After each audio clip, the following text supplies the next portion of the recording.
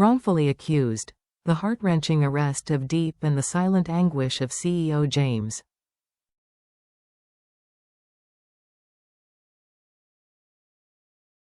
Welcome back to our channel, where true love is not just told, but felt, where stories unfold not in perfection, but in struggle, resilience, and grace.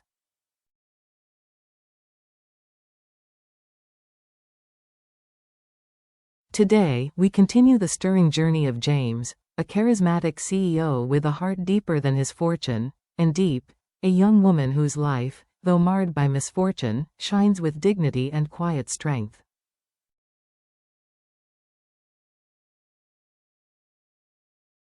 In our previous chapter, we watched in heartbreak as Diep was thrown out on a stormy night, pushed from her home by a venomous mother-in-law and a husband dulled by drink.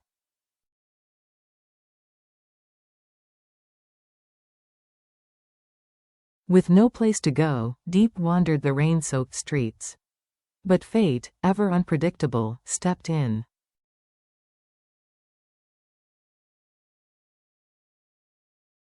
At a modest local police station, where James had come to register a temporary residence, their lives unexpectedly crossed.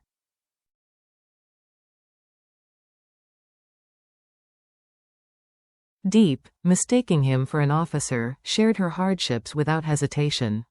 Though James gently corrected her misunderstanding, he found himself captivated by her fragile courage.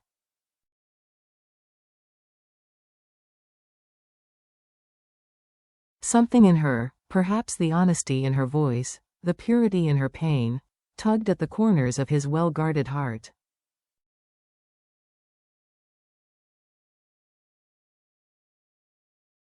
But Diep, proud and fiercely independent, refused James's offer to help.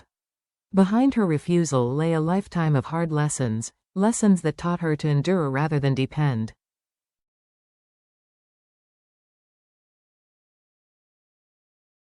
Meanwhile, the life she left behind was unraveling.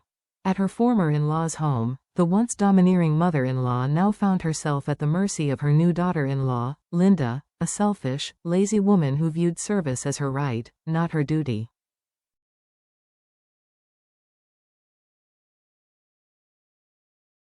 Tasks once handled with love by Diep were now burdens crushing the old woman. As she prepared meals and endured humiliation, she couldn't help but think of Diep, the one who once knelt and washed her feet without complaint.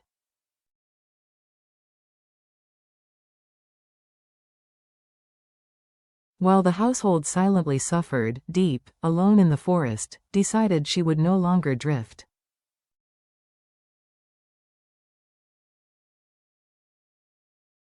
She would not let life happen to her anymore, she would shape it. She built a shelter out of bamboo, vines, and banana leaves.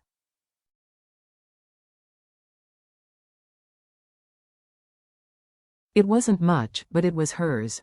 Her hands, small, calloused, determined, cut and hauled and bound until a small hut stood where none had before.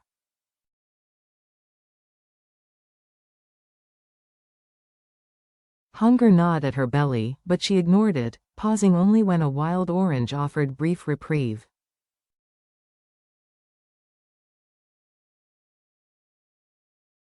With each knot tied, each leaf placed, she reclaimed a piece of her will. That night, she slept beneath her crude roof, tears mixing with rain, sorrow mingling with silence.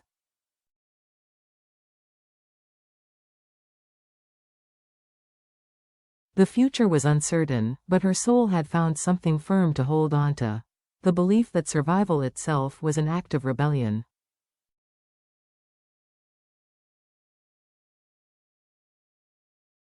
The next morning, her world shifted again. Back at her former home, chaos erupted. A group of debt collectors arrived, demanding repayment of $100,000, claiming the family's land title had been pawned by their daughter-in-law.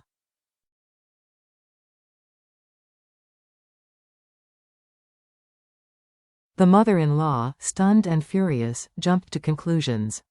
In her bitterness, she blamed Diep, convinced the girl she had cast out had returned in secret to take revenge.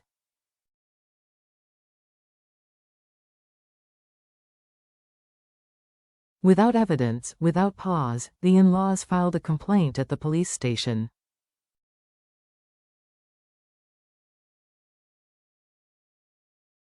And so, on the very morning Diep patched the roof of her fragile haven, a car pulled up.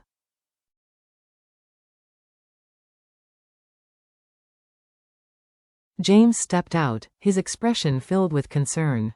"This area isn't safe," he said gently.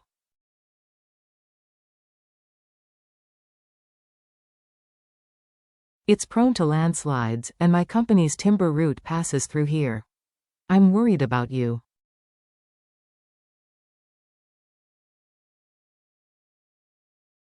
But before Diep could reply, angry voices approached.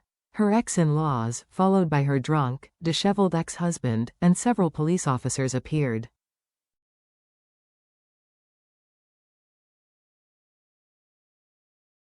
The accusations came fast and sharp: theft, betrayal, deceit. Diep stood frozen, her lips parted in disbelief.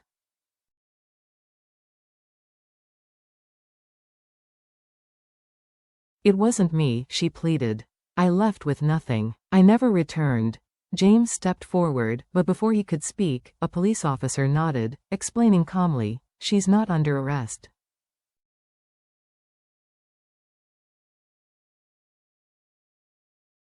"We just need her cooperation." Despite her fear, Diep stood tall. Her voice shook, but her words were steady. "I will go with you."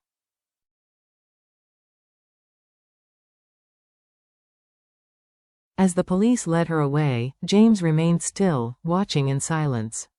Something inside him broke, not out of pity, but from a deep sense of injustice.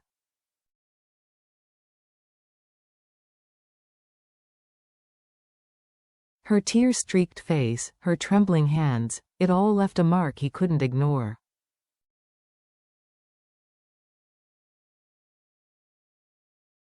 Why did he feel so helpless? Why did it hurt so much to see her walk away? Perhaps because this wasn't just about Diep.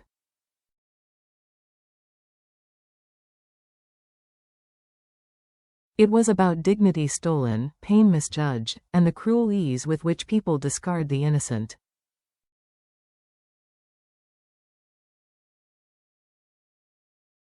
And perhaps, just perhaps, James knew in that moment, he could no longer stand by.